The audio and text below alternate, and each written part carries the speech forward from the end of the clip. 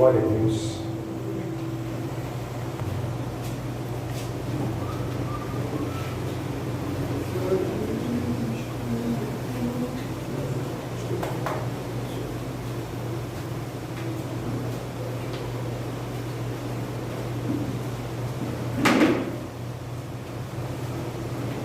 Graça, paz e misericórdia da parte de Deus, o Pai, e da de nosso Senhor e Salvador Jesus Cristo. Amém, irmãos? Glória a Deus. Louvado seja o nome do Senhor. Deus abençoe o seu povo. Amém, irmãos? Amados, vamos ao Santo Livro, na primeira epístola de Paulo aos Tessalonicenses, capítulo de número 5. Vamos hoje fechar, pela permissão do Senhor, o capítulo de número 5 da epístola de Paulo aos Tessalonicenses.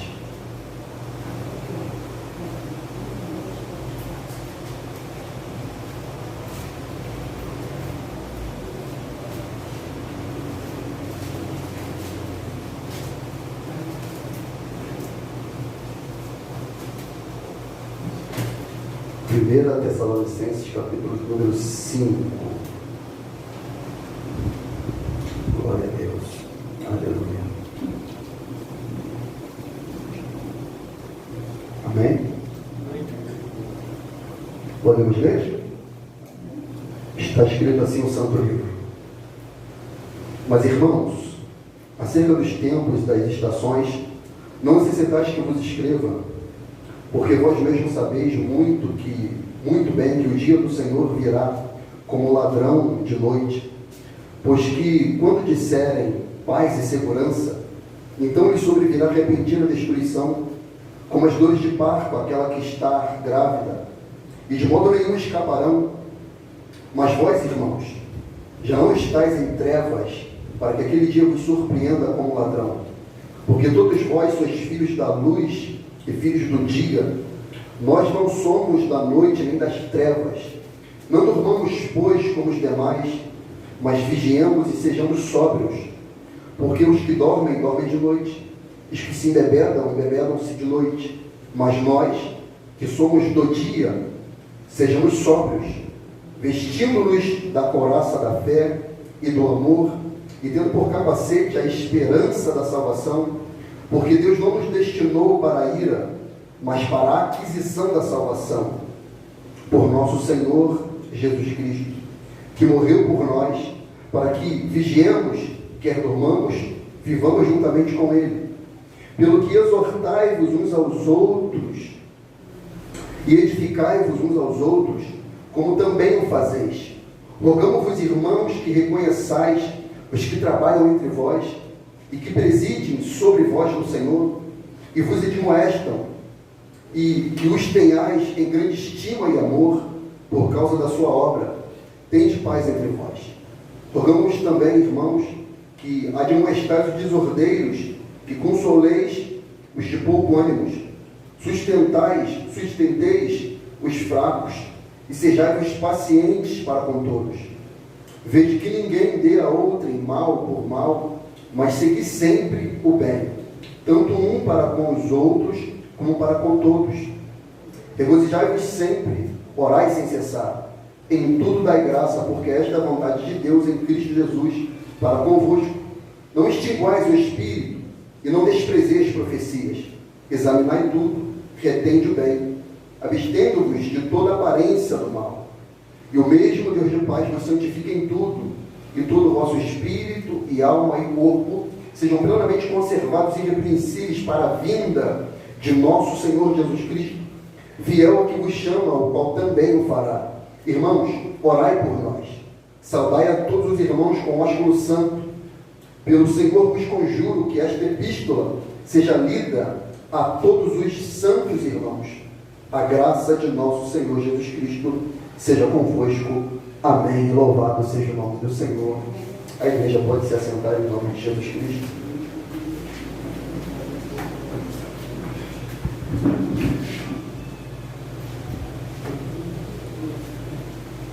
Aleluia. Convido a fechar seus olhos mais uma vez. Pai Santo, uma vez mais dirigimos a nossa voz a Ti em oração, por meio do Teu Filho, nosso Senhor. aquele que morreu e ressuscitou por nós, está à destra do Pai. E é teu Santo Espírito, ó Deus, que por nós intercede com gemidos inexprimíveis. Ó Deus, quão profundas são as tuas palavras, tão santas, puras, de profundas revelações. Sabemos que nós não estamos à altura delas, mas a parte da sua graça para nós nessa noite, para que possamos, ó Deus, se aprofundar nas revelações do teu Espírito. Edifica-nos e seremos edificados. Consola-nos e seremos consolados. Santifica-nos, Senhor, e seremos santificados. Ó Senhor, que de fato o nosso espírito possa temer a Ti e a Tua santa palavra. Limpa-nos, Senhor, por meio da mesma palavra essa que os santos apóstolos e os santos do primeiro século deram a vida por ela. Por isso ela chegou a nós. Por tamanha graça e favor do Senhor. Que possamos guardar o bom tesouro, Senhor. E que possamos proteger o nosso coração. Não permitindo, Senhor, o ladrão, o salteador, furtar a preciosa semente. Que possamos ser valentes. Que possamos, de fato, Deus amado, santo, todo-poderoso, louvar-te, engrandecer-te. Vivermos pela fé. Fé essa que venha por ouvir a sua santa palavra. Por isso, Deus, que a sua palavra venha ter livre curso e ela possa atingir e alcançar os corações, causando transformação, Senhor. Esse é o nosso desejo. Essa é a nossa oração. Em nome de Jesus, nosso Senhor. Amém. E graças a Deus. Amados, santos do Senhor, Paulo, fazendo o fechamento dessa epístola, o capítulo de número 5 de Paulo aos Tessalônicos, ele vai dando as suas últimas instruções. Nós somos sabedores de que não acabou por aqui. Faz-se necessário, apóstolo, enviar uma segunda carta, uma segunda epístola, e essa com conteúdos mais densos, mais profundos teologicamente, por assim dizer, e que era uma grande dúvida da igreja dos Tessalonicenses.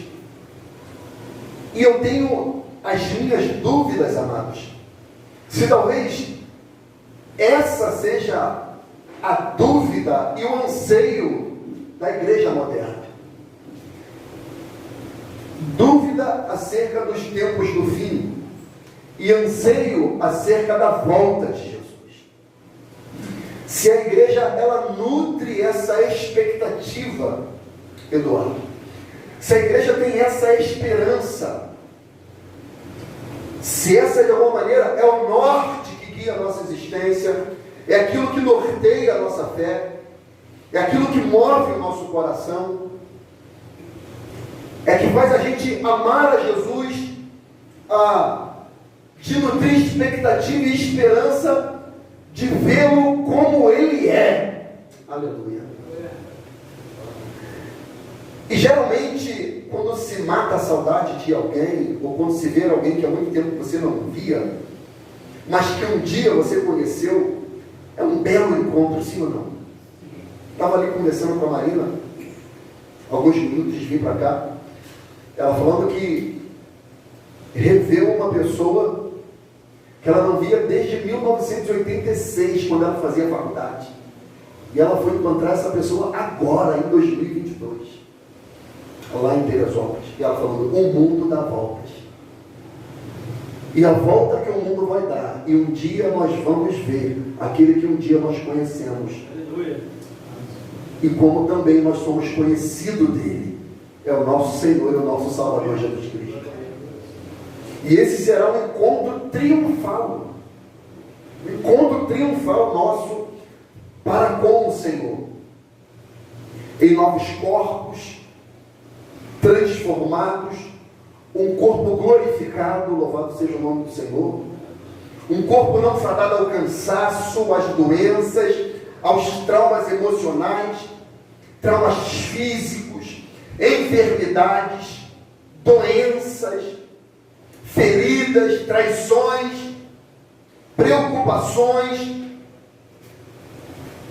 derramamento de lágrimas, e a Bíblia fala que Ele enxugará dos nossos olhos toda lágrima. Toda lágrima. Ele vai sanar tudo aquilo que nos causava dor, tristeza, decepção. E ali nós seremos completos, aleluia. Completos. E isso faz com que o cristão viva uma vida de sobriedade espiritual. Nós precisamos disso. Viver uma vida de sobriedade espiritual. Porque perceba a profundidade da palavra de Deus escrita por Paulo, amado. Olhe para a palavra e leia o espírito da palavra.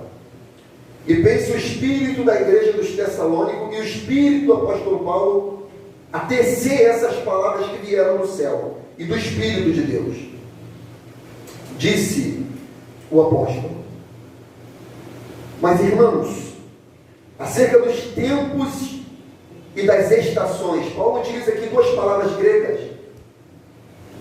Ele utiliza cronos, quando ele fala de tempo. A palavra cronos aqui é o nosso tempo. Segundos, números, segundos, minutos, hora, semanas, meses, ano, dias. E ele fala das estações, kairos, fala de um tempo eterno, um tempo na eternidade, um tempo no coração de Deus, uma data descrita na eternidade, uma data que nem os anjos sabem, só o Pai sabe. Uma data que os teólogos, os escatólogos, eu acho que é assim que se pronuncia, os escatológicos que ficam ali estudando a escatologia, a doutrina dos últimos tempos, pastores, mestres, doutores, Paulo diz que esse tempo e essas estações, é interessante que ele fala: não necessitais que vos escreva. Por que ele diz isso? Porque certamente o arrebatamento é uma doutrina comum no ensino de Paulo, comum na pregação de Paulo. Paulo já tinha dito isso para os Tessalônicos, como aqui nesse púlpito já foi pregado e ensinado inúmeras vezes acerca do arrebatamento, acerca da escatologia, acerca da volta do Senhor, acerca da transformação de nossos corpos, acerca da destruição do anticristo, do falso profeta, acerca de que os mortos em Cristo, aleluia, ressuscitarão primeiro, e nós que estivermos vivos seremos arrebatados, aleluia, ao encontro do Senhor nos ares. Então Paulo menciona isso para dizer o quê? Não se preocupe de maneira absoluta, que tire o seu sono, que arranque os cabelos da sua cabeça, tentando traçar dia, meses, planos, saber quem é o anticristo, é Macron. Não viva assim. Não arranque os cabelos da sua cabeça. Não deixe de trabalhar. Não abandone as suas funções. Viva uma vida de sobriedade espiritual. Viva uma vida de santidade ao Senhor. Por quê, Paulo? Porque vós mesmos sabeis muito bem que o dia do Senhor virá como ladrão de noite. Então aqui nós precisamos entender o que Paulo queria dizer com isso. E que alguns pastores interpretam de uma outra maneira. O quê? E talvez alguns de nós aqui possam ter essa dúvida. E a aula é para isso, para a gente tirar nossas dúvidas, para a gente dialogar, trocar informações, juntos crescermos na graça e no conhecimento do nosso Senhor. Porque quando essa palavra aqui é mencionada dessa maneira, porque vós mesmos sabeis muito bem que o dia do Senhor virá como ladrão de noite. Pastores, teólogos, quando leem isso aqui, interpretam esse texto aqui, eles falam do arrebatamento repentino, súbito, que pode acontecer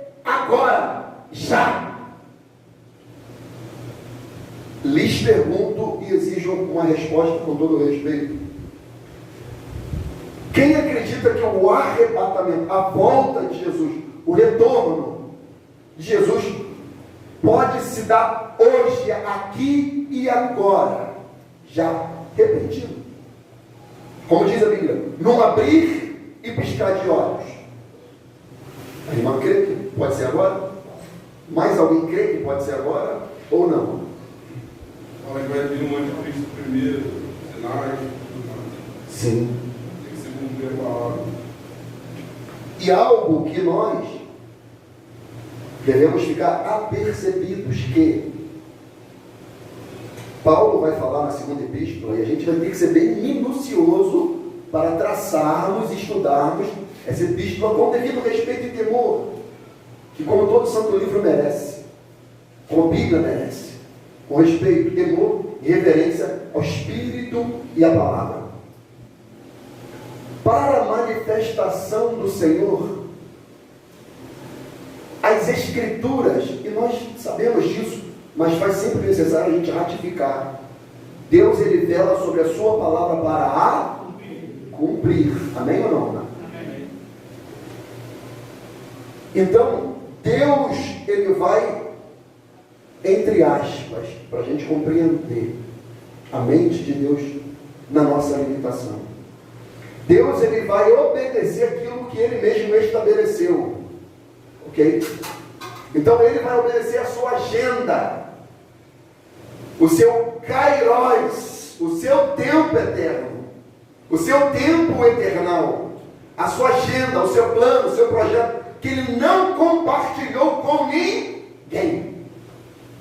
E debaixo disso, homens se frustraram, congregações foram dizimadas por causa de heresia, por causa de pessoas que deram a data da volta de Jesus. Pessoas venderam seus bens, abandonaram famílias, abandonaram formações, faculdades, trabalhos, porque alguém, por A mais B, juntou informações teológicas e chegaram a uma conclusão que Jesus voltaria em determinados tempos e estações. E isso causou um frenesi, como causou na igreja de Tessalônica. Então Paulo tinha que sanar essas dúvidas, esses questionamentos. E mais uma vez, amado, quando se fala da volta de Jesus, parece, eu percebo dessa maneira, em algumas pessoas, que ao invés de causar um espírito de alegria, vem um espírito de tristeza, de medo. E a Bíblia diz que o profundo, o perfeito amor lança fora todo medo. Porque o medo pressupõe punição, porque não está aperfeiçoado no amor. Então, o que Paulo quer dizer aqui é que quando eles sabiam que o dia do Senhor, o dia, o que é? A volta de Jesus. Apocalipse capítulo 21, que ele vai julgar vivos e mortos. O trono branco. É esse dia que ele quer dizer. É o dia que Amós falou, Sofonias, Joel. Então, quando ele fala aqui que o dia do Senhor virá como ladrão de noite, não é que o arrebatamento vai ser repentino, como se pudesse acontecer agora, aqui. Porque primeiro ele fala, não será assim, sem que antes venha a apostasia. Jesus não voltará sem que antes aconteça a apostasia. E que apostasia é essa? Oi? Só que é uma apostasia diferente. A apostasia que o apóstolo está dizendo não é uma apostasia, Nelson, pessoal, Jorge. É uma apostasia mundial, global. Aqueles que são chamados pelo nome do Senhor abandonarão o Evangelho, retornarão a fábulas, retornarão aos ídolos, retornarão às suas idolatrias e prostituições e adorarão a besta. a criatura e deixarão o Criador. E ele fala, e sem que antes se manifeste o homem da perdição, o iníquo. Então, para Jesus voltar, são dois elementos cruciais que nós temos que ter em mente. O quê? A apostasia e a manifestação do homem da perdição. Então, os que são adeptos de que, e essa é uma doutrina, amado, que muito me entristece, sabe por quê? Porque mais divide o povo de Deus do que une. Parece que no céu vai ter rua Assembleia de Deus, condomínio Assembleia de Deus, condomínio Igreja Cristã Voz da Verdade, condomínio luxuoso Batista, condomínio Wesleyana, Rua da Paz e Vida. No céu não terá, amados irmãos, bandeira de igreja, denominações. No céu terá, meu amado irmão Genilson, povo de Deus, amado. Lavados, redimidos, perdoados, salvos, limpos pelo sangue do Cordeiro. São esses que estarão lá. A ilustração que Paulo está dando aqui é que o dia do Senhor pegará de surpresa os que não estão em sobriedade espiritual. Mas quem está não será surpreendido. O ladrão não vai tomá-lo de súbito. Eu estava vendo um vídeo hoje, e isso me ilustrou muito. Um rapaz me mostrou, em que um rapaz está vindo na calçada, não sei se é no Rio de Janeiro, em São Paulo, não sei qual lugar, e dois rapazes vêm para assaltá-lo de moto. Eduardo que gosta desse negócio. Quando esse rapaz percebeu, mas foi algo de fração de segundo, quando ele percebeu o movimento das motos, geralmente a vítima de assalto, ela tem a tendência a paralisar. Mas ele não, ele estava passando na calçada e aqui tinha uma grade. Ele segura na grade, já dá dois picos nos camaradas da moto, os caras caem embolados e ele dá... Um assaltante cai embolado, levanta, ele fica tão assustado que ele fica assim sem entender, olhando para o outro no chão com a moto em cima, em choque. Então, esse homem, ele estava exemplificando com sobriedade, atento, apercebido, andando alerta, trazendo para o espiritual. Ele estava andando em santidade, orando a Deus, servindo o Senhor, na congregação do santo, vivendo em comunhão e aguardando, dizendo: Maranata, ora vem, Senhor Jesus. Ele está falando: eu não serei pego de surpresa. Por quê? Porque eu aguardo o Senhor. Porque, percebe a leitura. Versículo 3. Pois quando disserem, quem que vai dizer? Santos ou profanos? Ímpios ou justos? Podes ou ovelha? Que vão dizer isso aqui, ó. Pois quando disserem a paz e segurança, então lhes sobrevirá repentina como as dores de parto daquela que está grávida, e de modo nenhum escaparão. Quem que não vai escapar aqui, mano?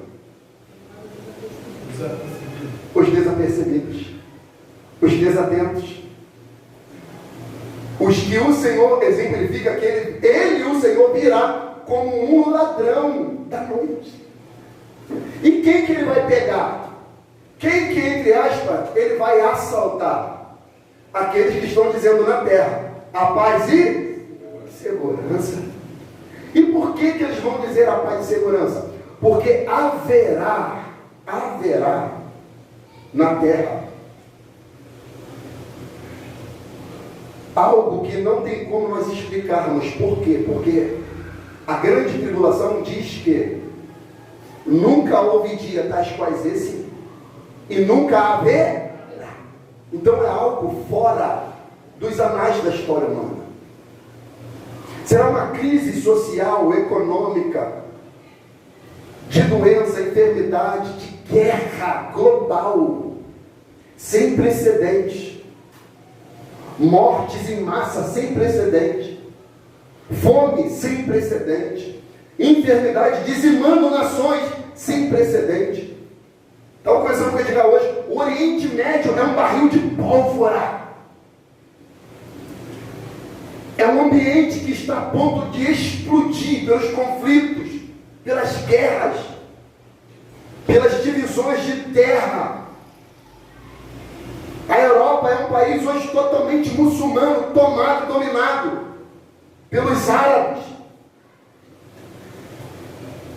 A América do Norte tentando dominar o mundo, e a Rússia, por sua vez, fazendo cabo de guerra, conflitando com a Rússia e as Nações Unidas, com os Estados Unidos e as Nações Unidas. Então o mundo está em colapso, amado. E a qualquer momento esse barril de pólvora ele vai explodir. Então quando toda essa mistura nesse liquidificador explodir, eis que vai surgir alguém que vai estabelecer uma paz mundial, um governo mundial único, e ele vai começar a trazer ideias, planos, projetos, leis, que vai colocar o mundo novamente em ordem. Não necessitamos mais de moedas diferentes para que a desigualdade social não reine. Vamos colocar uma moeda única. Vamos equiparar os tempos e as estações para haver equilíbrio. Até o mundo esportivo, eu assisto muito esporte, o mundo esportivo fala sobre isso, que o desequilíbrio econômico não pode mais acontecer, porque senão vai ficar defasado. A diferença de calendário causa desigualdade, então nós temos que ter um calendário igual, uma moeda igual, porque senão vai defasar, vai quebrar, vai a derrocada. E aí nós estamos vendo todo o movimento do Golfo Pérsico comprando tudo na área esportiva, tudo e todos. Compraram a Supercopa da Itália, compraram a Supercopa da Espanha, compraram a Supercopa da Argentina, compraram a Copa do Mundo, compraram o Mundial de Clubes. Estão comprando tudo que aquilo ninguém nunca imaginou na sua vida. Eles têm times na Europa, no Brasil, nos Estados Unidos. Por que eles estão fazendo esse movimento? É um movimento de domínio. E eles trazem a ordem, a segurança. E esses que não esperam pelo Senhor dirão paz e segurança. Aí diz a Bíblia: então lhes sobrevirá repentina destruição, como as dores de parto daquela que está grávida, e de modo nenhum escaparão. Quem que não vai escapar? Esses que estão se assegurando na paz que a terra oferece. E ele dá um exemplo que Jesus utilizava. Aí ele volta para os seus ouvintes, versículo 4. Mas vós, irmãos, já não estáis em treva, para que aquele dia vos surpreenda. E o dia do Senhor é o quê? O arrebatamento da volta. Ele está falando, esse dia não vai nos surpreender. Esse dia não nos tomará de súbito. Esse dia não nos tomará de assalto. Aí ele diz, como um ladrão. Porque todos vós sois filhos da luz e filhos do dia. Nós não somos da noite nem das trevas. Os filhos das trevas, eles que serão surpreendidos. Então nós devemos entender que a segunda volta de Jesus, ela é algo que a gente vai estar com uma sensibilidade espiritual aguçada quando isso estiver muito próximo de acontecer. Eu queria que a gente lesse um pouquinho acerca do Evangelho de Mateus, capítulo 24. Alguém abra e coopere conosco. Enquanto você abre, eu quero ler um texto aqui, que Jesus ele disse quando ele ressuscitou dos mortos e ficou aqui durante 40 dias. E antes do dia de Pentecostes, da descida do Espírito Santo, ele foi assunto aos céus, e os seus discípulos estavam olhando e perguntando a ele alguma coisa, e ele disse assim: Aqueles, pois, que estavam reunidos perguntaram-lhe, dizendo: Senhor, restaurarás tu neste tempo o reino a Israel? E dizes: não nos pertence saber os tempos, cronos, e as estações, kairos, que o Pai estabeleceu pelo seu próprio poder. Então, olha isso, ligado. Jesus já ressuscitado, o cumprimento da profecia aconteceu, que o Verbo se fez carne, habitou, morreu, ressuscitou, e eles estavam preocupados. Quando que o Senhor vai tomar o reino de Israel de Roma? Quando que a gente vai reinar na terra? E Jesus fala: meu reino não é deste. Aí Jesus fala: não cabe em vocês. Porque se ele fala, é daqui a um mês, imagina como é que se pode viver. Por isso que aconteceu o que aconteceu na história. Eles vão voltar no ano 2000. Crente não pagando conta, dando calote, abandonando, vendendo móveis. Inferno. Louco, causando confusão em família, com a parentela. Causa caos. Aí Jesus: não cabe a vocês. Depois do 2012. Vamos fazer filme. E ainda não aconteceu. Por quê? Porque ainda faltam esses fundamentos proféticos. E que ele está assim, se movimentando, e a gente está percebendo isso. E eu falo com alegria no coração: Jesus está voltando, amado. Ele está voltando. Aleluia. Mateus 24, quem abriu? Quem vai ler com a voz forte para mim? Pode ler, minha irmã. Quando Jesus ia saindo do templo, aproximaram-se deles os seus discípulos para lhe mostrarem a estrutura do templo. Jesus, porém, lhes disse: não vedes tudo isso? Em verdade vos digo que não ficará aqui pedra sobre pedra que não seja derribada. E estando assentado no monte das oliveiras, chegaram-se a ele os seus discípulos, e em particular dizendo: dize-nos quando serão essas coisas, e que qual sinal haverá em tua vinda do fim do mundo. E Jesus, respondendo, disse: acautelai-vos, que ninguém vos engane, porque muitos virão em meu nome, dizendo: eu sou o Cristo, e enganarão a muitos. Só um momento. Jesus respondeu a pergunta dele até aqui? Até respondeu a pergunta? Ele respondeu, mas não o que eles queriam ouvir, sim ou não? Não é? Eles perguntaram, a pergunta deles. Jesus estava lá ensinando no Monte das Oliveiras. Eles estão vendo o templo, a beleza do templo, a exuberância, o fulgor que o templo exibia. E os discípulos chegaram a ele e, em particular, disseram, como quem diz: Jesus fala só para a gente aqui, só a gente quer ir para a glória, e mais ninguém. Quando serão essas coisas, e que sinal haverá da tua vida e do fim do mundo? Quando, Jesus? Me dá a data, o mês, o ano, quando acontecerá? Dize-nos que nós vamos nos preparar. E respondo aqui: nós não temos que nos preparar, nós temos que estar preparados, amado. Aleluia. Continua.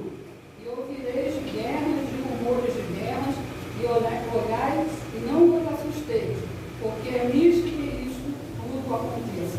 Mas ainda não é o fim. Mas ainda não é o fim. Glória a Deus, vai. Porquanto se levantará nação contra nação, reino contra reino, e haverá fomes e pestes e terremotos em vários lugares. Mas todas essas coisas são um princípio de dores.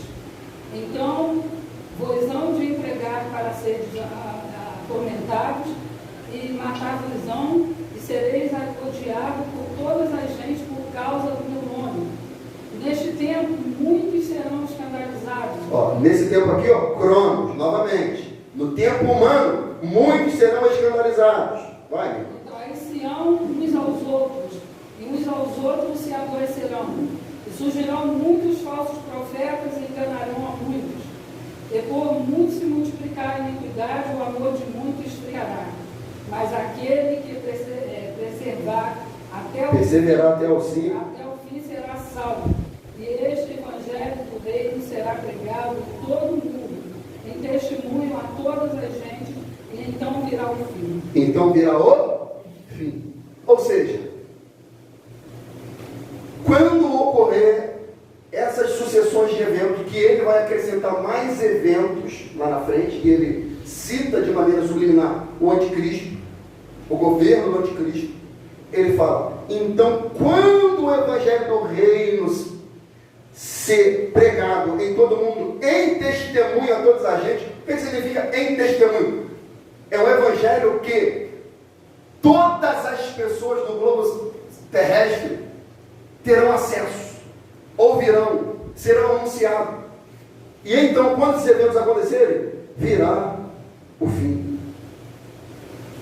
Então, os discípulos estavam esperando Jesus falar dia, data, hora e mês. E Jesus fala, acautelai-vos, que ninguém vos engane.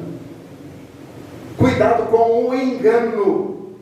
Não se preocupe com as datas. Cuidado com o engano, com a heresia, com a torção, porque muitos virão o meu nome. Isso não acontecerá assim. Olha o que Jesus fala do pai de família. Lucas 12:39. Sabei, porém, isto, que se o pai de família soubesse a que hora havia de vir o ladrão, vigiaria e não deixaria minar a sua casa. Portanto, estáis vós também assim apercebidos, porque virá o Filho do Homem a hora que não imaginais. Então ele está falando, tenha sobriedade espiritual. Fique atento, não seja tomado de assalto. Por quê? Porque Jesus virá. E nós devemos estar apercebidos para o dia do Senhor. Vigilantes, atentos. Você está em Mateus, vai para Marcos. Marcos capítulo 13.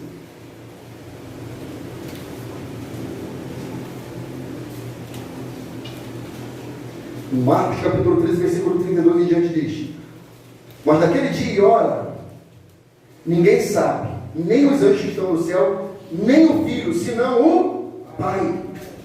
Ele diz, olhai, vigiai e orai, porque não sabeis quando chegará o tempo, o cronos, e como, se o homem partindo para fora da terra, deixasse a sua casa, e desse autoridade a seus servos, a cada um a sua obra, e mandasse ao porteiro que vigiasse, vigiai, pois, porque não sabeis quando virá o Senhor da casa, se à tarde, ou se à meia-noite, e se ao cantar do galo, e se pela manhã, para que, vindo de improviso, não vos ache o quê? Quem que dormiu, Mateus 25? As virgens. Quantas das 10? Oi? As 10. As 10 dormiram. E qual foi a diferença entre as 10? 5 tinha azeite para a acesa e 5 não tinha. E uma das características dela era o quê? A prudência. O que significa prudência, gente? Uma definição de prudência. Elas tinham azeite, o quê? O Espírito Santo. Mas o Espírito Santo atrelado à prudência. O que é a prudência? Estar preparado, sempre orando, buscando o Senhor, meditando na palavra, fazendo a obra. Prudência, a gente pode dizer assim, prudência significa o quê? Não andar de qualquer maneira, não viver de qualquer maneira. Era alguém que estava atento, mas a indolência do sono tomou a todos, porém, não dominou o espírito de todos. 5 prudentes até dormiram, mas tinham ali a vigilância espiritual interna. No espírito, no coração, a carne, parece que ali a carne de alguma maneira deles, dormiram, mas o espírito não. O espírito deles estava atento.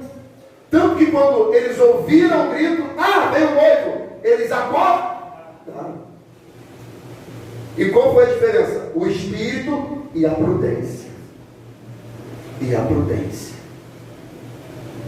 Então, todos os profetas pregaram contra essa paz que o mundo fica aclamando e esperando. Jeremias é um dos que mais eu percebo que pregou contra isso. que o povo clamava por uma paz, e os falsos profetas, os enganadores falando, não, vai ter a paz. Sim, Deus vai dar paz para vocês. E a paz e segurança. A Jeremias, é mentira. É mentira. Então, quando o mundo começar a aclamar, amado, por paz, e grave isso na tábua do seu coração, quando esse caos mundial começar a ocorrer, vai ocorrer. A gente viu, a gente pode experimentar na carne o que foi a pandemia. O que foi a pandemia? A crise, o pânico, a neurose que as pessoas entraram. Tem um senhor que mora próximo ali da onde eu moro, mais ou menos. Desde quando iniciou a pandemia, até hoje ele não tira mais a máscara. Não tira, não anda sem. Você de dia, de noite, de tarde, de manhã, a hora que você vai ver ele na rua, ele vai estar de máscara. Ou seja, é um homem traumatizado. Ele perdeu a sua esposa dele morreu pela Covid-19. Então ele não tira a máscara para nada. Eu não sei se ele tira dentro de casa. Ele não tira para nada. Então nós vemos o pânico que isso causou. Agora imagina um colapso em todas as instâncias. E todo mundo clamando por paz. Veio da área da saúde, sabe como é que foi? A loucura que foi. E todo mundo clamando por paz. Aí vem um homem de Deus, vem Cristo e fala, não, paz, Deus falou para mim que ele vai estabelecer a paz.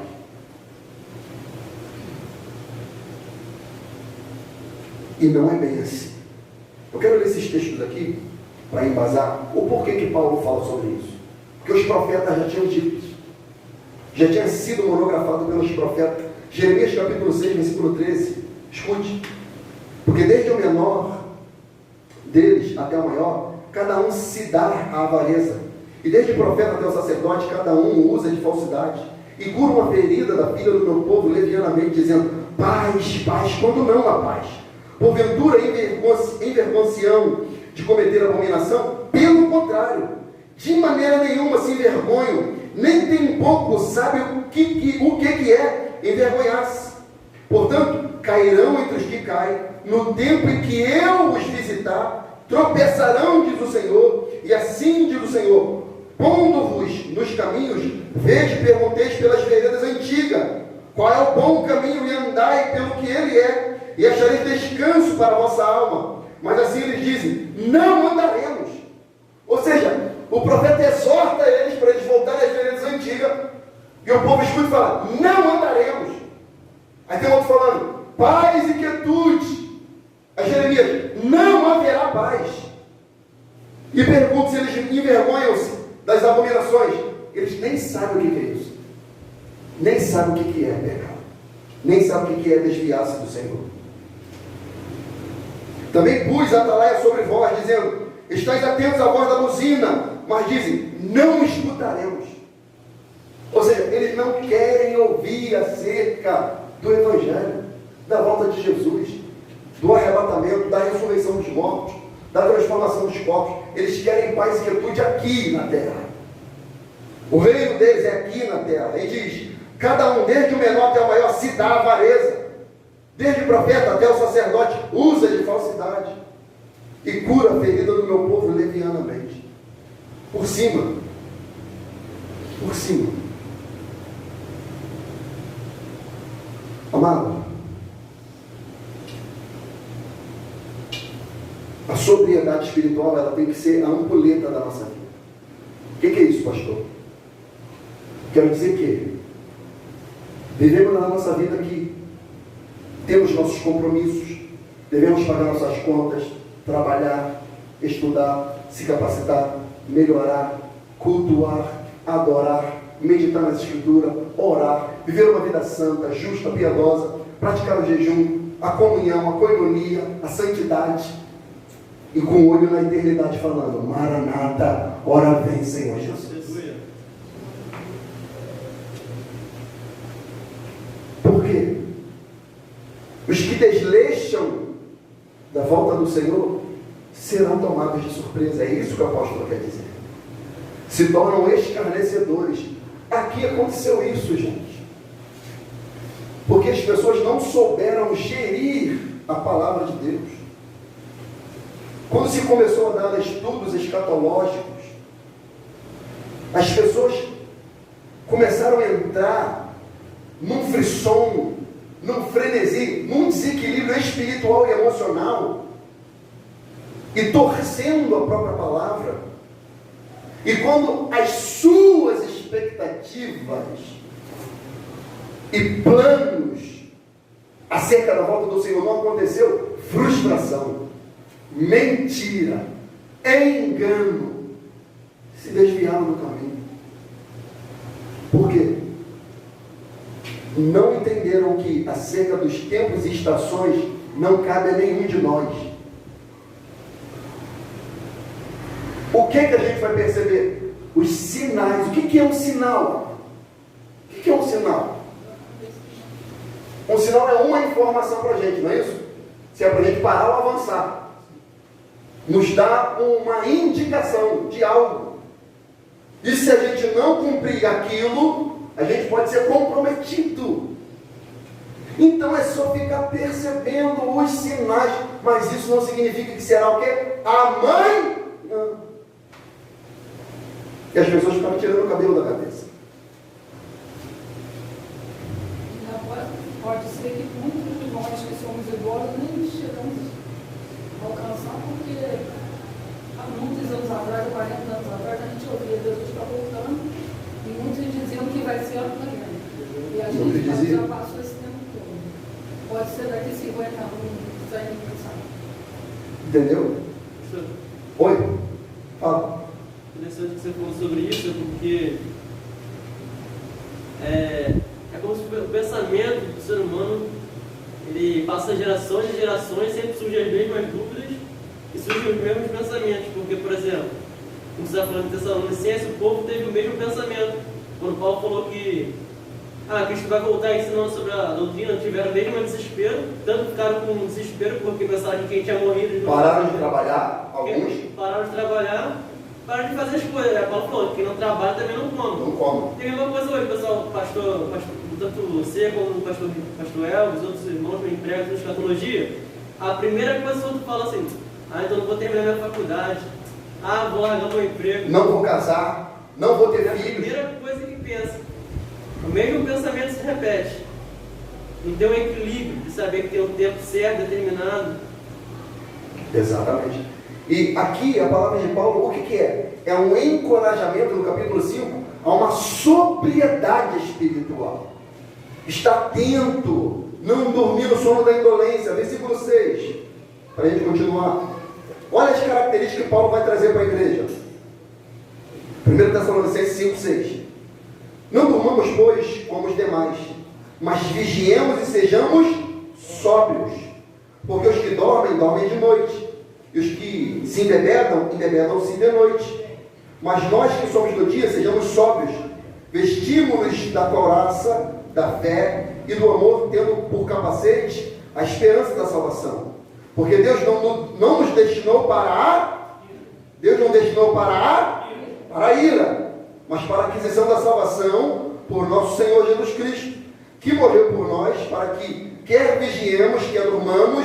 Lembra das virgens? Elas vigiaram, mas dormiram. Paulo aqui ele faz um trocadilho.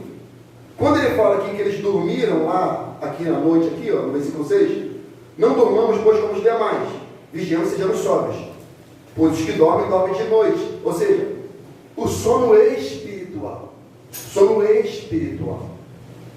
Os que se embebedam, ele não está falando que o cara sai para a noite para beber, é o cara que se embriaga do mundanismo, dos prazeres do mundo. A volta de Jesus será como no dia de Noé, comiam e bebiam, casavam-se, davam-se em hedonismo, que ele está falando. Pessoas que vivem só para essa terra, pelos prazeres da terra, que não ligam para a eternidade, para a espiritualidade, para o reino celestial, que não ligam para Jesus. Então, essas pessoas dormem espiritualmente de noite, bebem espiritualmente de noite, no mundo. Ele fala, mas nós não somos assim. A gente não é assim. E o que eu tenho que fazer, Paulo? Vestirmos da couraça da fé e do amor, tendo por capacete a esperança da salvação. Interessante que a palavra que Paulo utiliza aqui, grega, para vestirmos da couraça da fé, era equipamento de combate, que ele fechava todo o lombo, o peitoral e até uma parte do pescoço de um soldado. Então, quando esse soldado ia para o combate, se ele não colocasse esse elemento da vestimenta, a parte vital do seu corpo, que era o coração, poderia ficar vulnerável. E Paulo fala, nós não podemos ir para o combate espiritual sem estar com a couraça da fé, com o coração blindado. Porque o ataque do diabo será onde? Para minar a nossa fé. Lembra quando eu falei das tentações de Satanás? Ele utiliza das tentações para minar a nossa fé. Nossa fé. Ele diz, Deus não nos destinou para ele, mas para a aquisição da salvação por nosso Senhor Jesus Cristo, que morreu por nós para que quer vigiemos, que durmamos, vivamos juntamente com ele, pelo que exortai-vos uns aos outros, edificai-vos uns aos outros, como também o fazeis. Então Paulo aqui ele está trazendo na igreja a um encorajamento da sobriedade espiritual e jamais deixar de vestir as armaduras espirituais. Porque se nesse combate espiritual a gente estiver sem qualquer parte da armadura, somos presas fáceis. Presas fáceis do diabo. Vale a pena a gente ler Efésios 10. Abra aí, por favor.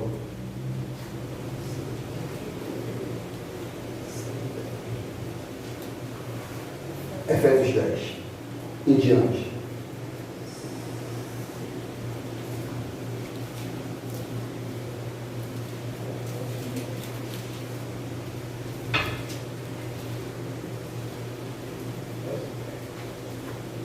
Efésios 6:10, perdão. Efésios 6:10. Oi? Quando fala do coração, fala também da mente. Da mente. Tanto que Paulo utiliza a couraça da fé, e ele fala o capacete da salvação. Blindar o coração, coração fala das nossas emoções e mente. É onde Satanás quer atacar. Efésios 6:10. Quem achou? Pode ler. Concluindo, fortalecei-vos no Senhor e na força do seu poder. Revesti-vos de toda a armadura de Deus, para poder ficar firmes contra as ciladas do diabo. Porquanto nossa luta não é contra seres humanos, e sim contra principados e potestades, contra os dominadores deste sistema mundial, em trevas, contra as forças espirituais do mal, nas regiões celestiais. Por esse motivo, vesti toda a armadura de Deus, a fim de que possais resistir firmemente no dia mau, e havendo batalhado até o final, permanecereis inabaláveis, sem retroceder.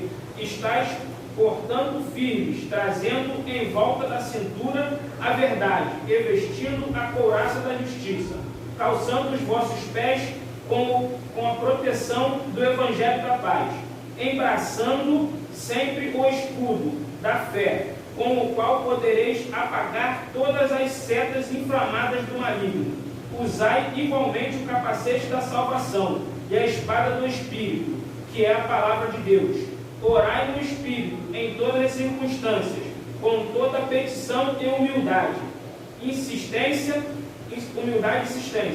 Tendo isso em mente, vigiai com toda perseverança na oração por todos os santos.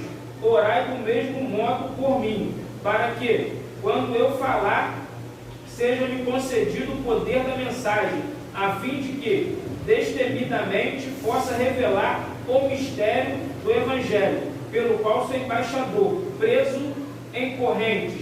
Orai para que, permanecendo em Cristo, eu seja ousado para falar, como me cumpre fazê-lo, e para que vós também possais saber como estou e o que estou fazendo.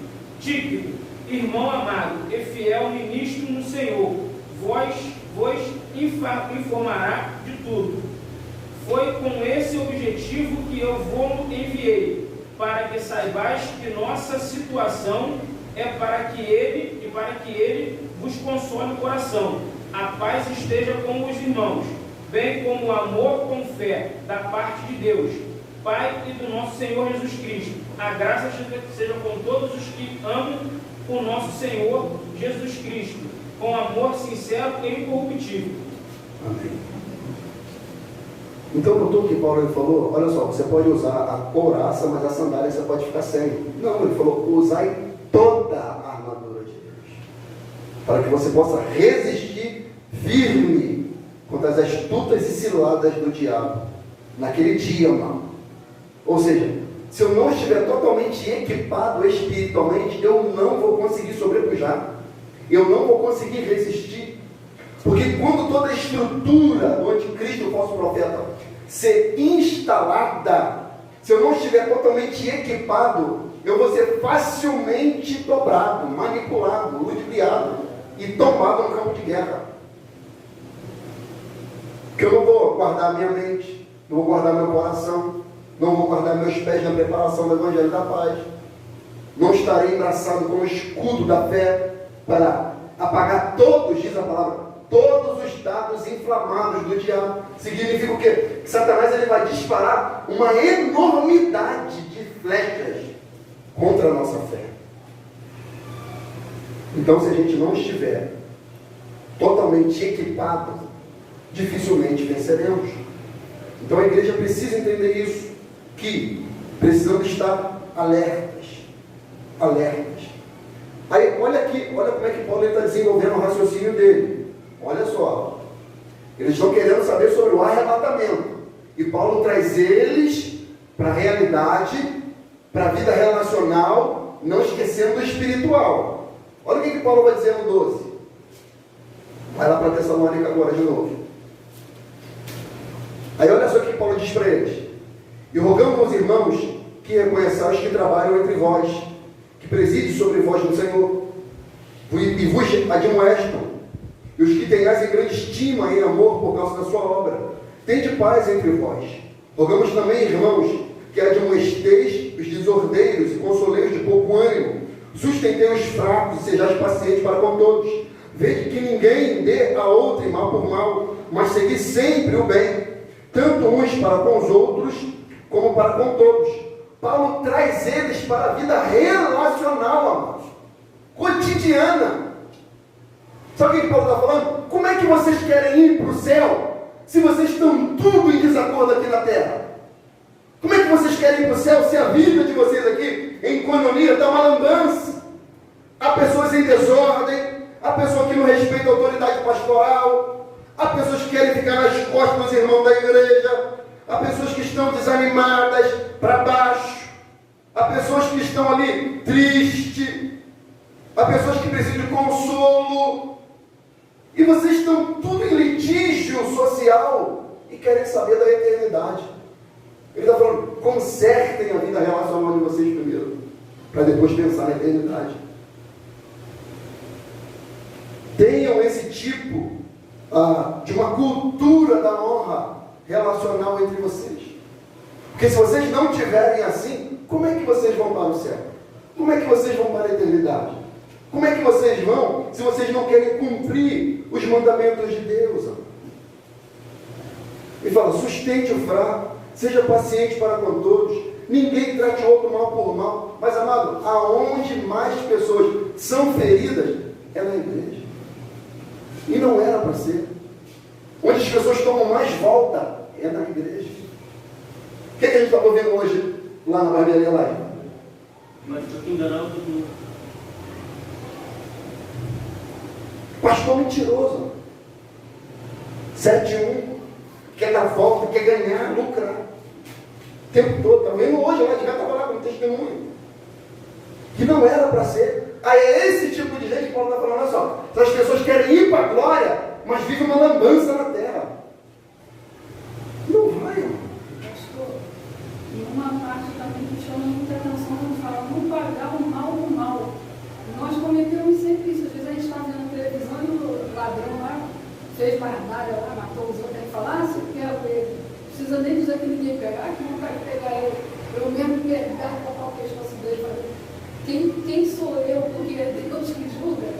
e meia eu me pego assim, meu irmão, pegando assim. Eu sei. Essa semana eu fiquei Dá vontade. furioso com mais esse médico, que foi pego agora.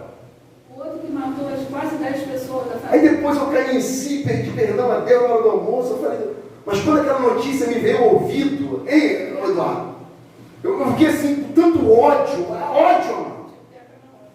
Mas com fúria, eu falei assim, eu sou o pai dessa criança. Se eu tenho acesso a esse homem, eu não sei se eu me conter. Um homem de 32 anos, bem sucedido, médico, gente. Abusando de criança. Até de homem mesmo. Conteúdo pornográfico com crianças. Abusando de mulheres ali no seu momento mais sensível e marcante da história. Aí eu ali, nutrindo o velho Adão. Se eu pego, eu escando, mato das mãos. Que a palavra fala: aquietai-vos, não retribuo mal por mal. Porque se eu retribuir o mal por mal, eu me torno semelhante a essa pessoa. Acho que se a gente pedir justiça é pecado, Não, justiça não. porque aí a vingança é do Senhor, a justiça é outra coisa, né?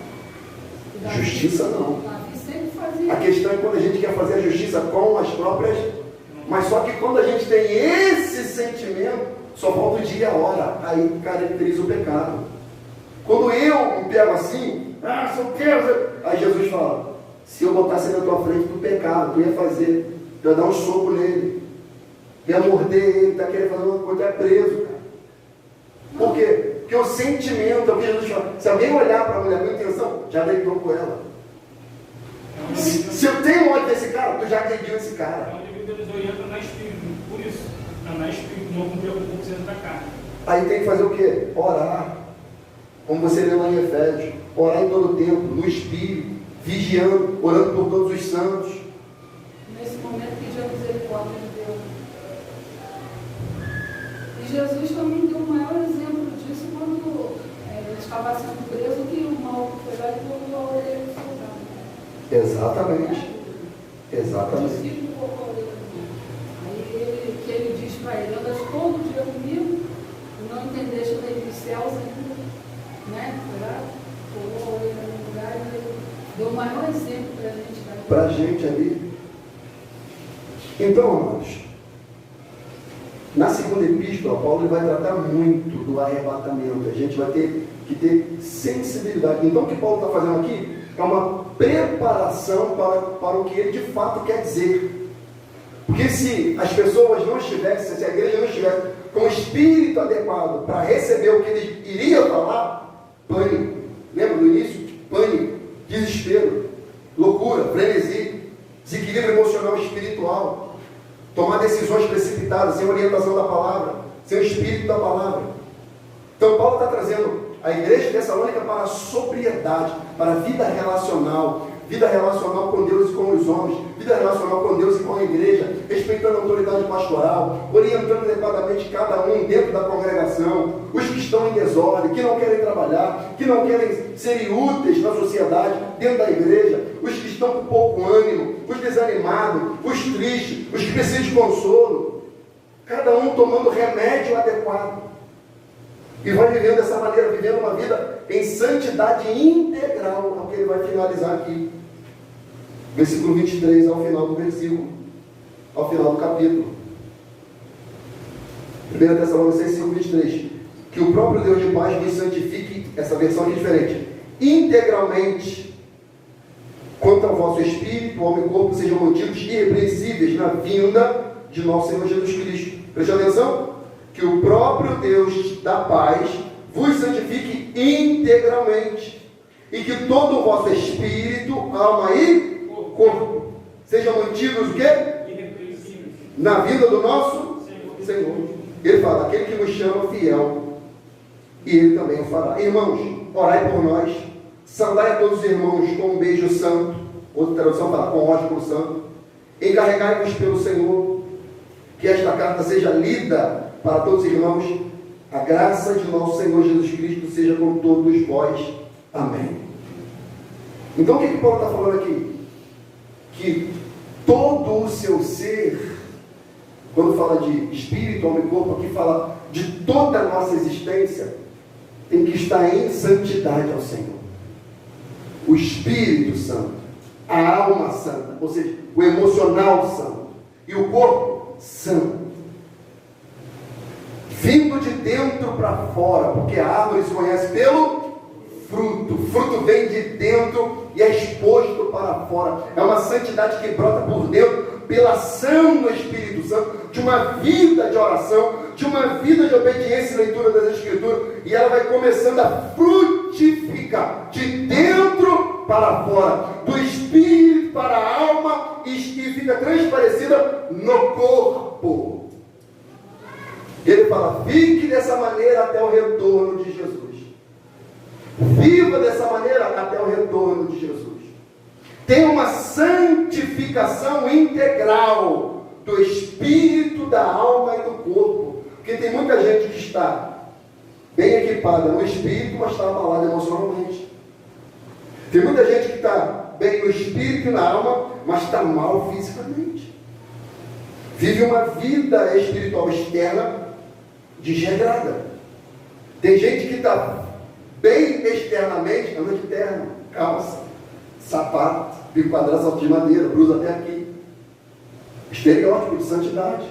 Mas o coração corrupto, maligno, perverso, maquina mal, pensamentos profanos, não está com o espírito nem a alma bem.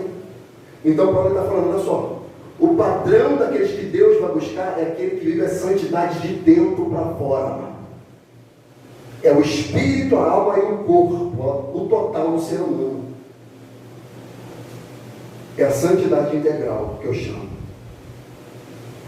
E quando a igreja vive dessa maneira, ela está pronta para o retorno do Senhor.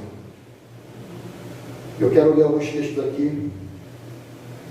Na verdade, o capítulo 4 de Hebreus e o capítulo 12 de Hebreus. Vamos ler alguns textos aqui, alguns versículos, a gente termina.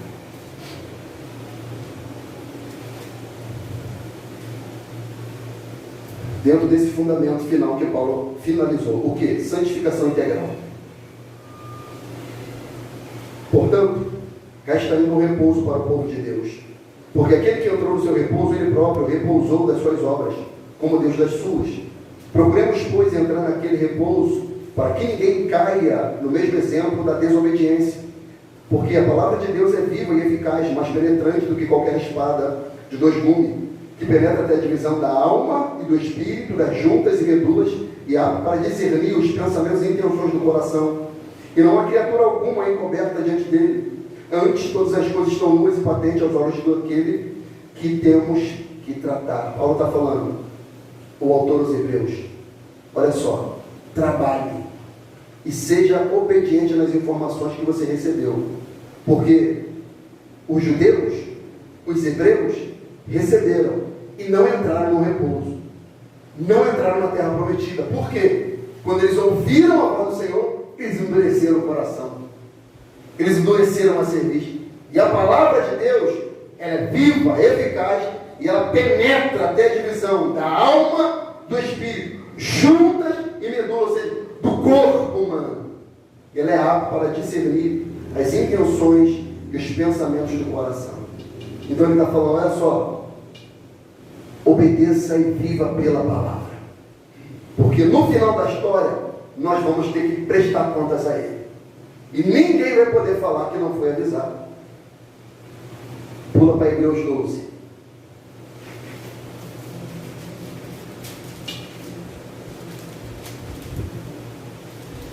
Vamos a partir do versículo 4.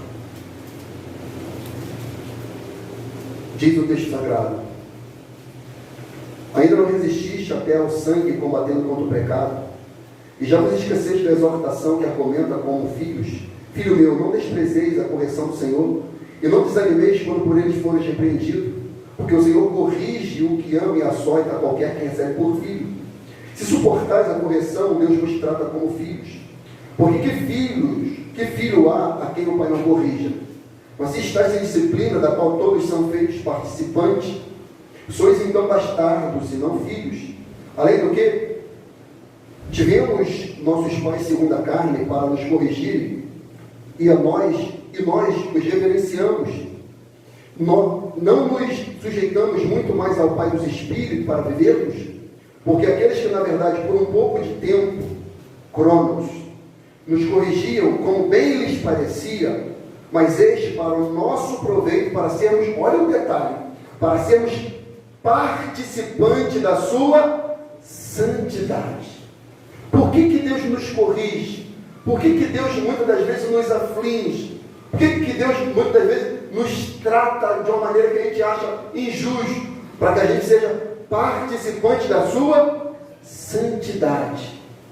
Aí diz: na verdade, toda correção ao presente não parece ser de gozo, senão de tristeza, mas depois produz um fruto pacífico de justiça, nos exercitado por ela. Como quem diz, Deus, Ele exorta, Ele disciplina, e a palavra grega aqui, disciplina, é correção, com vara, aflições. E quando esse filho, ele entende a exortação, ele pratica a orientação do pai. Ele é exercitado na verdade, ele aprende a praticar a verdade. O salmista fala assim, se eu não me engano, no Salmo 119, ele fala: foi-me bom ter sido afligido para que aprendesse a tua lei. Enquanto eu não fui afligido, o meu coração não enxergava as belezas da tua lei, diz o salmista. Versículo 11 que eu parei.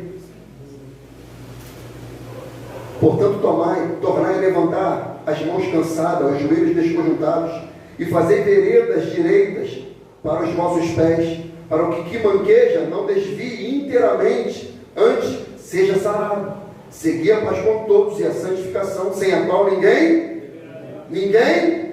Opa! Condição. Ele está falando, se prume, ande em veredas direitas, coloque seus joelhos prumos, firme suas juntas, ande por um caminho de santidade. No possível, tenha paz com todos e santificação. Sem esse, ninguém vai ver o Senhor. Ele fala, tendo cuidado que ninguém se prive da graça de Deus, e que nenhuma raiz de amargura brotando vos perturbe, e por ela muitos se contaminem, e ninguém seja fornicador profano como Esaú, que por um manjar vendeu o seu direito de primogenitura, porque bem sabeis que, querendo ele ainda depois herdar a bênção, foi rejeitado, porque não achou lugar de arrependimento, ainda que com lágrimas o buscou. O que Deus está falando? Derramar lágrima diante do altar, se não tem arrependimento verdadeiro, não quer dizer nada. Sabe por quê? Eu já vi muita gente chorar, falar que perdoou, falar que esqueceu, mas na verdade lá no coração não esqueceu nada. Ele fala, essa raiz de amargura, quando ela brota no coração, ela priva as pessoas da graça. E essa pessoa acaba trocando a eternidade por um prato de leitilha, por minharia, por coisa passageira, corriqueira. Ele fala, não faça assim. Você pode chorar, se espernear. Se você não se arrepender, você não vai achar esse lugar na eternidade. Uma santidade integral. Paulo já tinha dito isso para eles. 1 Tessalonicenses 3, 12 e 12, 13. E o Senhor vos aumente e faça crescer em amor um para com os outros e para com todos, como também nós para convosco, para confortar o vosso coração, para que sejais irrepreensíveis em santidade diante do nosso Deus e Pai, na vinda de nosso Senhor Jesus Cristo, com todos os seus santos. Para concluir aqui, irmão, para a gente entender bem, para quando a gente chegar na segunda epístola, a gente entender o espírito da epístola e da palavra de Deus. Se nós formos fazer um resumo dos 5 capítulos de 1 Tessalonicenses, eu diria, santidade ao Senhor.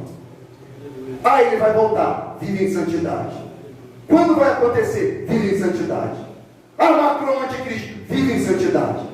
Ah, vou fugir para lá, para cá, viva em santidade.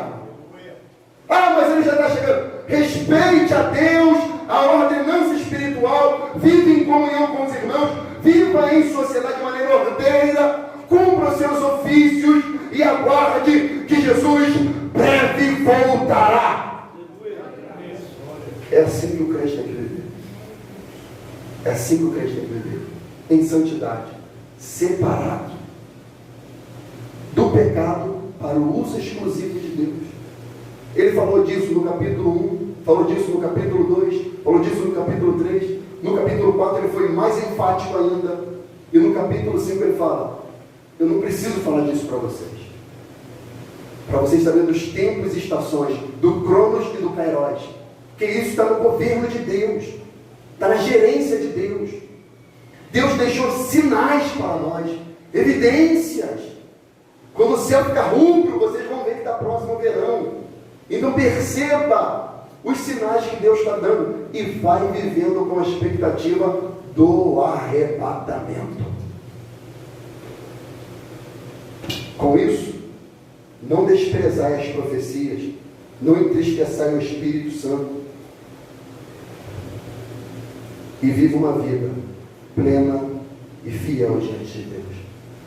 Desprezar as profecias é o quê?